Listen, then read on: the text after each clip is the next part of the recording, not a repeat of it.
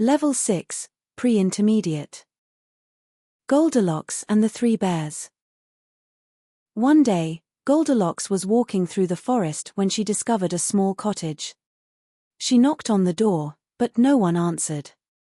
Curious, she stepped inside. On the table, she saw 3 bowls of porridge. She tasted the first bowl, too hot. The second was too cold. The third was just right, and she ate it all. Next, she noticed 3 chairs. The first was too hard. The second was too soft. The third was just right, but when she sat on it, the chair broke into pieces. Feeling tired, she went upstairs.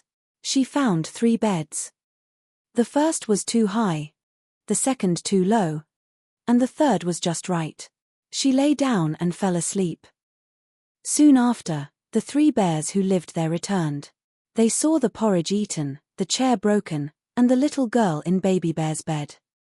Goldilocks woke up, frightened, and ran away into the forest.